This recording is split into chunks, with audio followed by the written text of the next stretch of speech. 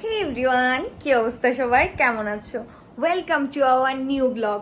তো অনেকদিন পরে আজকে একটা ব্লগ ভিডিও করছি বাইরে।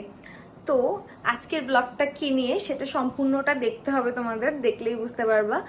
আর আশা করি তোমরা থাম্বনেইল দেখেই বুঝে গেছো ব্লগটা কি নিয়ে হতে চলেছে। তো চলো এখন রেডি হওয়া যাক, রেডি হয়ে আমরা চলে যাব যেখানে যাওয়ার এখানে। তো চলো। আমার মেইনলি কোথাও যাইতে একটা সমস্যা, আমার কোনো শাড়ি নাই। মানে শাড়ি আছে, নাই বলবো না, বাট হচ্ছে আমি মানে কোনটা পরবো আমার মানে মনে হচ্ছে কি কোথাও যাইতে গেলে শাড়ি দেখলে এই যে শাড়ি এতগুলো আছে, বাট আমার মনে হচ্ছে যে আমি সবগুলো পরে ফেলছি, এগুলো সব পুরনো হয়ে গেছে, আমার এখন নতুন একটা কিনা উচিত। মানে একটা অনুষ্ঠানে যাবো, এখানের জন্য একটা নতুন একটা কিনা উচিত।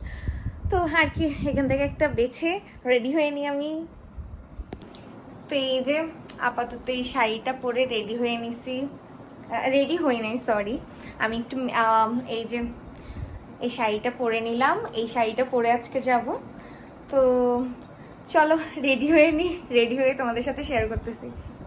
যেহেতু এত পরিমাণ গরম পড়তেছে তো ওই জন্য আর আঁচলটা ছাড়ি নাই, আঁচলটা এই যে এভাবে করে দিছি। কেমন লাগছে অবশ্যই কমেন্ট করবা। আমি রেডি হয়ে নিই। তো আমি একদম রেডি, জাস্ট চুলটা বাঁধবো, যেহেতু বছরের অনুষ্ঠান তো সেহেতু এভাবে চুল খোলা রেখে যাওয়াটা উচিত হবে না, অনেকে অনেক রকম কথা বলবে। বাট আমি যখনই সাজি আমার মনে হয় আমি ওভার সেজে ফেলেছি। এখন কল দিয়ে সবাইকে দেখবে সবাই কীভাবে সাজছে, না হলে তো মানে নিজের থেকে নিজেকে মনে হচ্ছে যে আমি নিজে ওভার সেজে ফেলছি। তো দেখি সবাইকে কল দিয়ে সবাই কীভাবে সাজছে। আমার মনে হচ্ছে আমি শাড়িটা পরছি না, এটাও হেভি হয়ে গেছে, আমি যদি একটা সুতির শাড়ি পরতাম। আই ডোন্ট নো আমার কেন এরকম মনে হয়। তো চলো।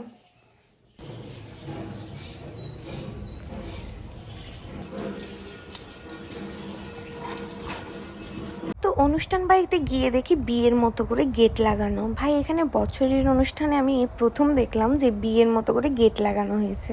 তো গিয়ে দেখছি আমার ভাসুরেরা সবাই মিলে বছরের কাজ প্রায় শেষ, সবাই কাজ করতেছিল। আর এখানে আমার অনেক ভাসুর ছিল, যার কারণে এই যে ঘুমটা দিয়ে রাখলাম। অনেকক্ষণ বসে সবার সাথে আড্ডা দেওয়ার পর আমরা বসে গেছি খাওয়ার টেবিলে। খাওয়ার আইটেমে ছিল খাসির মাংস, মাছ, তারপর বেগুন ভাজি, আরও অনেক কিছু। তো যাই হোক, এই যে আমার ছোট্ট বাবাটা, ওকে একটু খাইয়ে দিলাম পায়েস, কারণ অনেক বেলা হয়ে গেছে, বেচারার লেগেছিল খিদে। তো ওকে খাওয়ানোর পরে আমরা সবাই মিলে আড্ডা দিয়ে বাসায় চলে আসছি। তো এই ছিল আমার আজকের ব্লগটা, যে বছরই চট্টগ্রামে কীরকম হয়। তো কেমন লাগলো অবশ্যই কমেন্ট করবেন। তোমাদের দাদাকে ওই সময় ভিডিও ক্লিপে নিয়ে নেই। তো টাটা।